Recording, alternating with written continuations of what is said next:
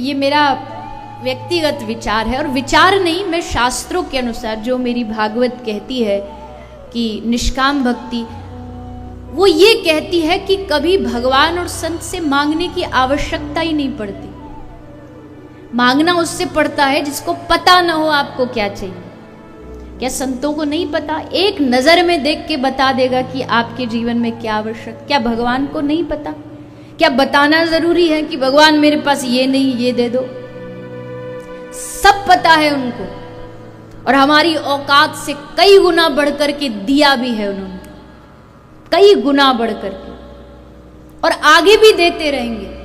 बताने की आवश्यकता ही नहीं, बस एक भाव रखिए मन में, जाही विधि राखे राम ताही विधि रहिए, महलों में राखे चाहे झोंपड़ी में वास दे, धन्यवाद निर्विवाद राम राम कहिए, जाही विधि राखे राम ता। जिसने ये सूत्र सीख लिया ना, दुनिया में उससे ज्यादा सुखी कोई नहीं। तू जैसे मुझे रखे, मैं तेरे हाथ की कठपुतली हूं। तुझे अगर अच्छा लगता है मुझे कष्टों में देखना, तो हे नाथ मैं उसमें भी तैयार हूं। तेरी खुशी में, तेरी रजा में मेरी रजा, तेरी मर्जी में मेरी मर्जी। तुझे मैं सुविधाओं में पसंद हूं तो तू वैसे रख ले। मैं माटी हूं तेरे हाथ की, तू जैसा चाहे बना ले। एक बड़ा प्यारा सा दृष्टांत है। अभी एक दिन गए थे मंदिर में, वहां भी मैंने दिया था। एक कोई कुम्हार था, बड़ा प्यारा दृष्टांत, सुनिए कैसा होना चाहिए भक्त का भाव। एक कोई कुम्हार था, कुम्हार बैठ कर के कुछ माटी से बना रहा था, कुछ आकृति बना रहा था। उसने आधी बना भी दी, जो भी वो प्रोडक्ट बना रहा था उसने आधा बना भी दिया। उसके बाद पता नहीं क्या हुआ, एक ब्लिंक हुआ, और उसने वो जो माटी से जो भी आधा बनाया था उसको मिट्टी में मिला के फिर से दोबारा से कुछ बनाने लगा। तो माटी ने पूछा कुम्हार से कि भैया आप पहले क्या बना रहे थे और अब क्या बना रहे हो? आपका मन कुछ चेंज सा हो गया, बदल सा गया? तो उसने कहा हाँ, पहले मैं माटी की चिलम बना रहा था, जो पीते ना, तो वो चिलम बना रहा था। अब मेरा मन बदल गया, अब मैं माटी की सुराही बना रहा हूँ, माटी का मटके जैसा एक आकार का सुराही बना रहा हूँ, मेरा मन बदल गया। तो उस माटी ने बड़ा सुंदर उत्तर दिया। माटी मुस्कुराती हुई कहती है कि अरे साहब, तेरा तो बस मन बदला, पर मेरा तो पूरा जीवन बदल गया। मेरा पूरा जीवन बदल गया। मैं चिलम बनती तो खुद भी जलती और जो पीता उसे भी जलाती, और अब मैं सुराही बनूंगी तो खुद भी शीतल रहूंगी और जो मुझसे पानी पिएगा उसको भी शीतलता प्रदान करूंगी। तेरा मन बदला और मेरा जीवन बदल गया। बस कुछ नहीं करना, वो माटी बन जाइए। वो माटी बन के अपने इष्ट के, अपने गुरु के, अपने आराध्य के चरणों में समर्पित हो जाइए। अब तू जो मुझे बनाना चाहे, तू मुझे घड़ा बना, तू मुझे जो आकार देना चाहे, मैं तेरे चरणों में समर्पित। शिकायत नहीं, मैं फिर कह दूं, प्रेमी शिकायत नहीं करता, कभी नहीं।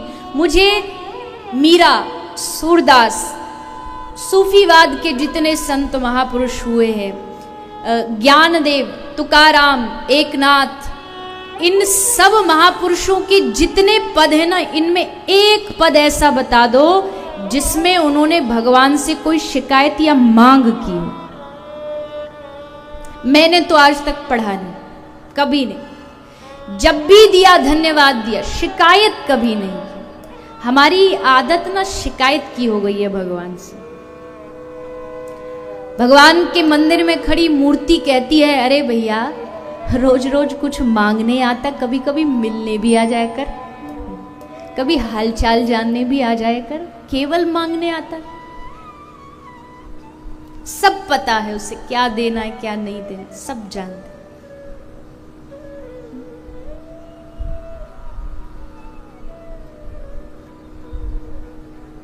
तो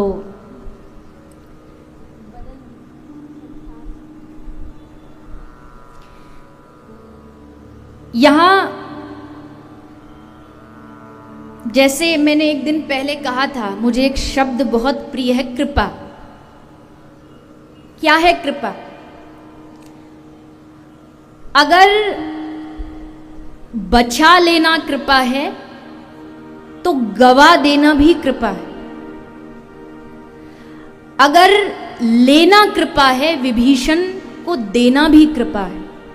रावण से लिया, विभीषण को दिया। रावण से लेना भी कृपा है और विभीषण को देना भी कृपा है। बाली से राज्य छीना, वो लेने में भी कृपा है, और सुग्रीव को दिया, देने में भी कृपा। भगवान कृपा के पुंज हैं। भगवान चाहे भी तो वो कृपा के अलावा कुछ कर नहीं सकते।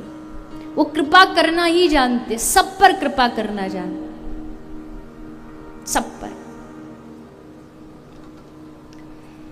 इसलिए वैसे तो